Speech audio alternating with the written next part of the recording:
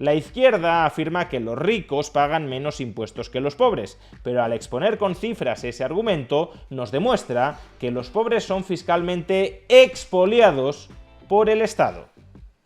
Veámoslo. Hace unos meses el diputado de Vox, José María Figaredo, denunció en el Congreso de los Diputados que un trabajador que percibía el salario mínimo en España terminaba entregándole al Estado aproximadamente la mitad de todos sus ingresos. Y acto seguido, la ministra de Hacienda, María Jesús Montero, trató de ridiculizar a José María Figaredo diciendo que ese dato era completamente falso, que se lo había inventado. Un español que hoy perciba 15.876 euros, el salario mínimo interprofesional, que llegue a su bolsillo, Hacienda y el Estado se llevan 8.400 euros, un 54% del salario de aquellos españoles que menos cobran.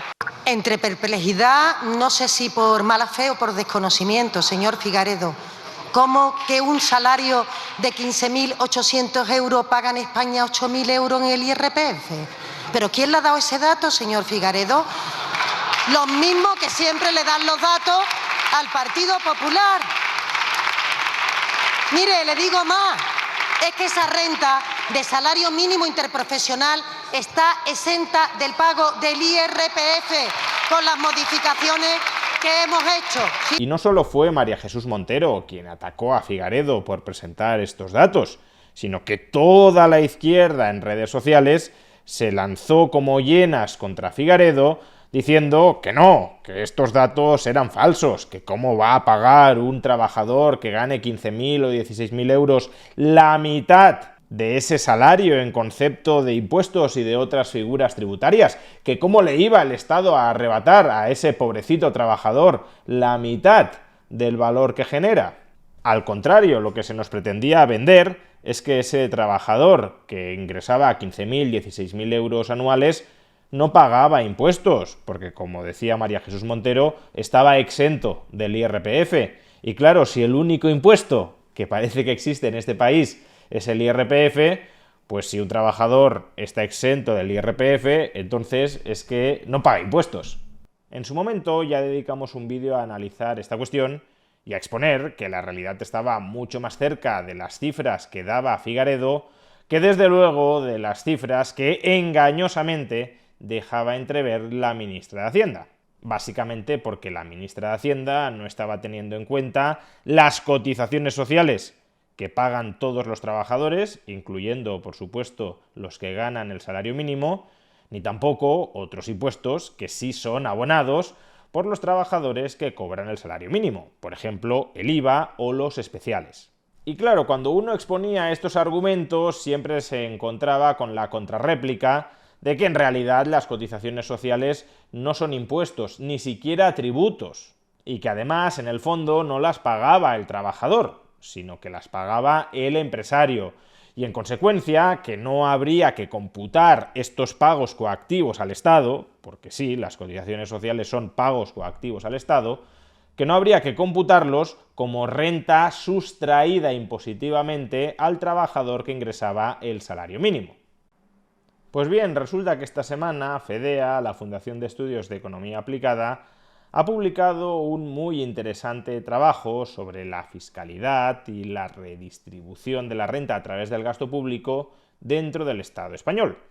Y en ese informe, que es un informe que publica anualmente, en la última versión de ese informe, aparece una estimación del tipo medio efectivo que soportan los hogares españoles según su tramo de renta, desde los más pobres a los más ricos. Y en ese gráfico podemos observar que el tipo impositivo medio sobre la renta bruta de los hogares va aumentando progresivamente, conforme mayor renta bruta del hogar, mayor es el tipo impositivo medio que soporta una familia, va aumentando progresivamente hasta que llegamos al top 1%, al 1% de hogares con mayores ingresos. En este caso, y como vemos en el gráfico, el tipo medio efectivo pasa del 38,7% al 24,1%. El tipo medio efectivo, el impuesto medio que pagan las familias más ricas, es incluso más bajo al tipo medio efectivo que abonan las familias más pobres, el primer quintil de renta bruta de las familias. Y claro, este gráfico ha hecho las delicias de la izquierda porque básicamente vendría a constatar que el sistema tributario español no es un sistema progresivo, que los pobres pagan más impuestos que los ricos y que en consecuencia quedaría mucho margen para seguir subiendo los impuestos a los más ricos.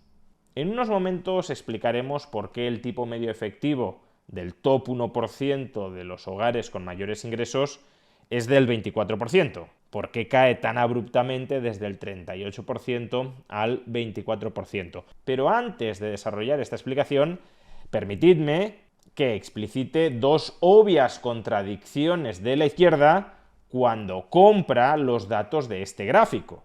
La primera, como es fácilmente observable, es que la principal carga tributaria para prácticamente todos los hogares son las cotizaciones sociales. Ese pago coactivo al Estado que hace 2 tardes se nos decía que no era un impuesto, que ni siquiera era un tributo y que no lo pagaban los trabajadores, sino que en última instancia lo pagaban las empresas. Pero ahora, cuando se trata de calcular el tipo medio efectivo por renta bruta de los hogares para poder concluir que los hogares pobres pagan más impuestos que los hogares ricos, sorprendentemente, este pago coactivo al Estado, que no era un impuesto ni un tributo y que era soportado en última instancia por las empresas, de repente se convierte en una carga fiscal que sí recae sobre los trabajadores que integran los hogares.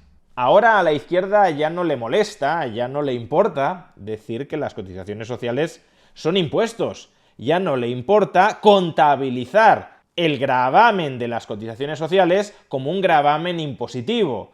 ¿Por qué? Porque en este caso hacerlo es funcional a su propaganda ideológica. La propaganda de que existe mucha desigualdad y de que los ricos no pagan impuestos y de que por tanto tenemos que subir muchísimo más los impuestos. Esta es la primera observación que quería efectuar. Y la segunda, fijaos en los tipos medios efectivos por tramo de renta bruta que ahora mismo la izquierda está reconociendo que recaen sobre los hogares. Un hogar integrado por un perceptor del salario mínimo interprofesional se ubicaría entre el primer y el segundo quintil, es decir, tendría un tipo medio efectivo cercano al 30% de su renta bruta. De dar a entender que los que cobraban el salario mínimo no pagaban prácticamente ningún impuesto, a reconocer ahora que pagan un tipo medio efectivo sobre sus ingresos del 30%. Pero es que en realidad el tipo medio efectivo que recae sobre un salario es muy superior a este 30%. La razón es que estamos hablando de 30% sobre la renta bruta del hogar. Y en estas estadísticas, la renta bruta del hogar está integrada por diversos ingresos, algunos de los cuales no están sujetos a tributación o a algunas formas de tributación. Por ejemplo, como podemos ver en este gráfico del mismo informe, en los quintiles 1 y 2 tienen un peso muy importante, 66% del total de la renta bruta del agregado de los hogares o 44% del total, tienen un peso muy importante las prestaciones sociales, por ejemplo, las pensiones. Y las prestaciones sociales no pagan, por ejemplo, cotizaciones sociales. Por tanto, claro, en el gráfico del tipo medio efectivo parece que la cotización social promedio que recae sobre un hogar del primer quintil o del segundo quintil sea apenas del 10, del 11 o del 12% de sus ingresos totales, cuando ya sabemos que las cotizaciones sociales equivalen aproximadamente al 39% del salario, o si lo expresamos sobre el coste salarial total, integrando en el salario la cotización a la seguridad social que paga el empresario, en torno al 30%. Claro, si al agregar las pensiones el tipo efectivo por cotizaciones sociales te cae aproximadamente del 30% al 10, 11, 12%, pues entonces son 18 puntos de tributación efectiva que sí soporta el trabajador que recibe el salario mínimo y que en este gráfico aparece diluido. Y claro, si al tipo medio efectivo del 30% que aparece en este gráfico le añadimos esos 15, 16, 17, 18 puntos de cotizaciones sociales que sí pagan los trabajadores que reciben el salario mínimo, pero que en este gráfico están ocultos por agregar también otras rentas como las pensiones que no pagan cotizaciones sociales, pues entonces ya nos vamos al 45, 46 o 47%, que se acerca mucho a la cifra que dio Figaredo y que además coincide grosso modo con las cifras que dimos en el vídeo en el que tratamos justamente esta cuestión.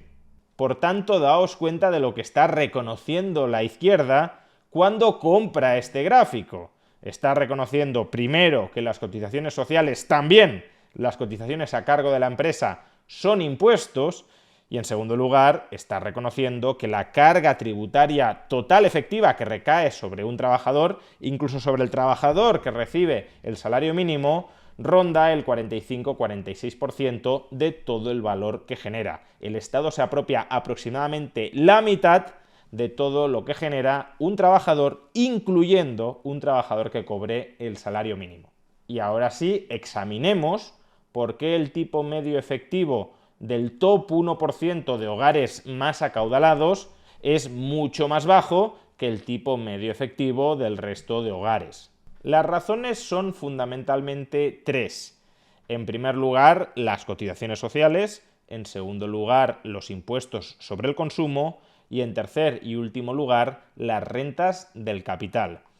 Empecemos con las cotizaciones sociales. La base máxima de cotización a la Seguridad Social en España ronda los 59.000 euros. Eso significa que toda persona que tenga ingresos salariales por encima de 59.000 euros paga la misma cotización a la Seguridad Social que quien ingrese 59.000 euros. En consecuencia, a partir de 59.000 euros, el tipo medio efectivo por cotizaciones sociales va decreciendo, porque el denominador, el ingreso salarial, va en aumento y el numerador se mantiene fijo. Con lo cual, y como vemos en el gráfico, el tipo medio efectivo por cotizaciones sociales que paga el 1% de hogares más acaudalados en España es menor que en todos los restantes tramos de renta. ¿Y esto por qué es así? Pues es así esencialmente porque en España tenemos un sistema de pensiones contributivo. En función de lo que cotizas a la Seguridad Social, recibes una pensión en el futuro. Si cotizas más, recibes más. Si cotizas menos, recibes menos. Y en el sistema de pensiones español existen pensiones máximas. Es decir, nadie cobra más de una determinada cantidad de dinero. En 2025 aproximadamente 46.000 euros. Por tanto, por mucho que hayas cotizado a lo largo de tu vida, no vas a cobrar una pensión superior a 46.000 euros. En consecuencia, si la pensión máxima está topada, entonces también tiene sentido que exista un tope a la base máxima de cotización. Y eso que durante los últimos años esa relación se ha ido diluyendo mucho, pero bueno, todavía existe una limitación a la base máxima de cotización justificada en que existe un tope a la pensión máxima que uno puede recibir. Si se eliminara completamente el tope a la base máxima de cotización, también habría que eliminar el tope a la pensión máxima. Serían más ingresos presentes, pero más gastos futuros para el sistema de seguridad social. En segundo lugar, el IVA o más en general los impuestos que gravan el consumo. Dado que las rentas altas destinan un menor porcentaje de sus ingresos a consumir de lo que lo hacen las rentas bajas, los impuestos que gravan el consumo, como el IVA, suponen proporcionalmente una carga más baja sobre los ingresos para las rentas altas. En este gráfico, por ejemplo, podemos observar cómo el top 1% de ingresos más altos de España experimenta un tipo efectivo sobre el IVA, tipo efectivo sobre su renta, de apenas el 1,3%, mientras que el primer quintil, el 20% más pobre de la sociedad española, experimenta un tipo medio efectivo del IVA sobre su renta bruta del 11,5%. Pero cuidado, esto no se debe a que los ricos paguen por su consumo menos IVA que los pobres. Si medimos el tipo medio efectivo no sobre la renta bruta, sino sobre el gasto en consumo, vemos en este mismo gráfico que el tipo medio efectivo es el mismo en todos los tramos de renta. todos los tramos de renta pagan, en términos promedio, un IVA del 11% sobre su gasto en consumo. La diferencia, claro está, es que el gasto en consumo sobre la renta es mucho mayor entre los pobres que entre los ricos. Y en tercer lugar, las rentas del capital. Como vemos en este gráfico, el 63% de todos los ingresos que obtiene el top 1% más acaudalado de España son rentas del capital. Las rentas del trabajo y de las actividades profesionales, autónomos, apenas representan el 33% de sus ingresos totales. Y las prestaciones monetarias, las prestaciones sociales del Estado, solo el 3%. Por tanto, el grueso, con diferencia de sus ingresos, son rentas del capital. ¿Y esto por qué es relevante? Pues porque las rentas del capital aparentemente se gravan a tipos impositivos más bajos que las rentas del trabajo. Concretamente, en España, el tipo marginal máximo de las rentas del capital dentro del IRPF es del 30%, mientras que el tipo marginal máximo de las rentas del trabajo, en términos promedio para el conjunto de España, porque hay autonomías donde es bastante más alto, el tipo marginal máximo para las rentas del trabajo es del 47%. Es decir, que en principio parece que las rentas del capital tienen un trato privilegiado frente a las rentas del trabajo. Sin embargo, si se rasca un poco, esto no es exactamente así, al menos para las rentas del capital que proceden de la actividad empresarial.